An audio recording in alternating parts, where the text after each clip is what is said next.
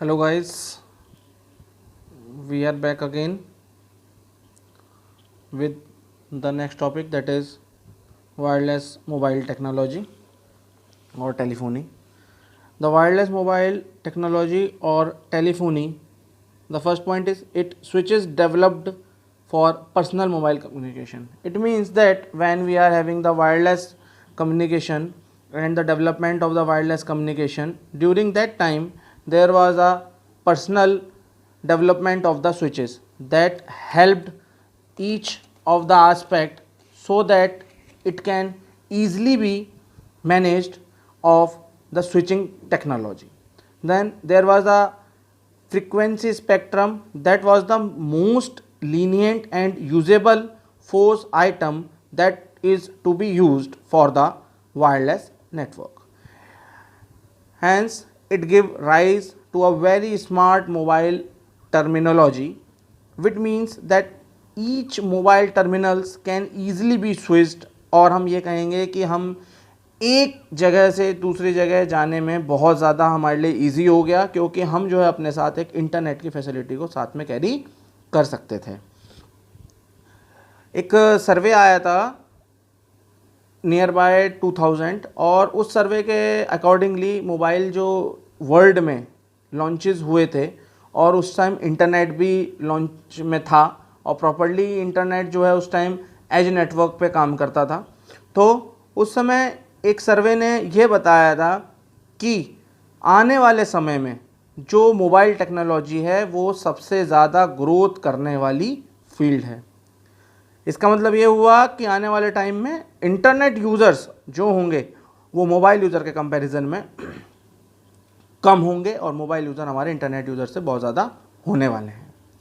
फिर हमारे पास आता है generation. There are 3 major generation. At a higher side, at a glance, you can see that first generation, second generation and third generation. Now we were discussing with the first generation. First generation, जब हमारी computer की जिस तरह से generation है उसी तरह से हमारी जो है मोबाइल नेटवर्क की भी जनरेशन है. मतलब कि कहाँ से हमारा मोबाइल नेटवर्क स्टार्ट हुआ. सबसे पहले हमारा मोबाइल नेटवर्क जो स्टार्ट हुआ था वो हुआ था AMPS, that was advance mobile phone system. Advanced mobile phone system जो है वो यूनाइटेड स्टेट्स से आया था, और ये जो सिस्टम था ये टोटल सिस्टम जो है हमारा फर्स्ट जनरेशन में US में यूज़ होता था. उसके बाद हमारा दूसरा सिस्टम था TACS. वो था हमारा टोटल एक्सेस कम्युनिकेशन सिस्टम, जो कि हमारा यूरोप में सबसे ज़्यादा यूज़ किया जाता था.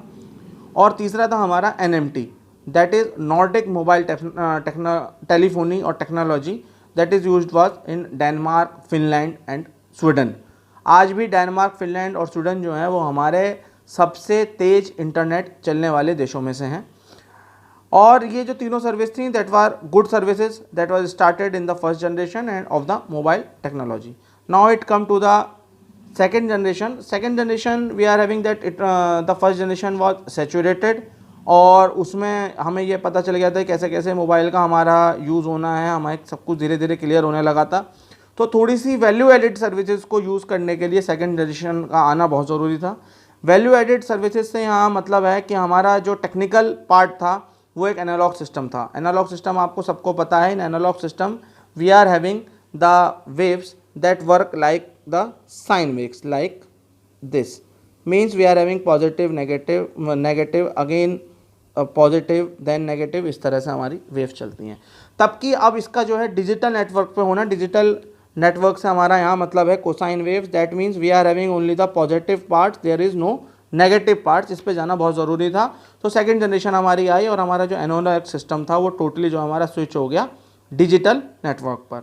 इसके बाद जो सबसे इंपॉर्टेंट चीज़ हमारी सेकंड जनरेशन में आई वो था हमारा PDC, that was personal digital cellular network.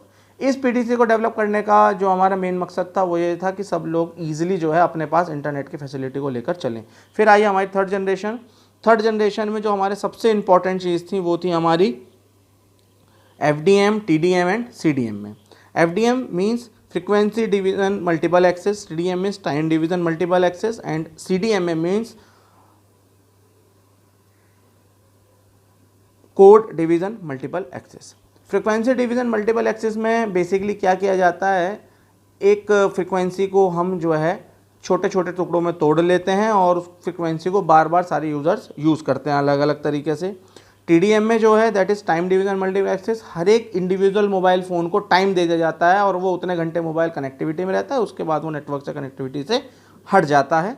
और CDMA में कोड डिवीज़न मल्टीपल एक्सेस, इसके बारे में आपने सुना भी होगा। जो हमारे पास एक कंपनी थी MTS, दूसरी कंपनी थी हमारे पास रिलायंस, जो इसका बहुत ज़्यादा उपयोग करती थी कोड डिवीज़न मल्टीपल एक्सेस का। और उनमें आपने देखा होगा उनके बहुत छोटे से फ़ोन थे, उनके अंदर सिम नहीं डलता था, वो सारे के सारे फ़ोन जो है हमारे कंटिन्यूस नेटवर्क में कनेक्टेड रहते थे। तो जो CDMA था वो टेक्नोलॉजी, वो डेवलपमेंट था, उस टेक्नोलॉजी के थ्रू हमारा जो नेटवर्क था वो कम्प्लीटली कनेक्टेड रहता था। कनेक्टेड होने के बाद वो नेटवर्क जब तक उस नेटवर्क में रहता था, जब तक उसकी कनेक्टिविटी लॉस्ट नहीं हो जाती थी। तब की एक जो हम नेटवर्क यूज़ करते हैं GSM, that is global system for mobile communication, उस सिस्टम में हम FDM और TDM टेक्नोलॉजी का यूज़ करते हैं, ना कि CDMA का। सो स्टूडेंट, मैं आपको यहाँ पर एक क्वेश्चन के साथ छोड़ता हूँ। What are the difference between FDM में TDM में और TDM में CDM में और FDM में CDM में? These are the most important questions. They are always asked yearly basis. Thank you.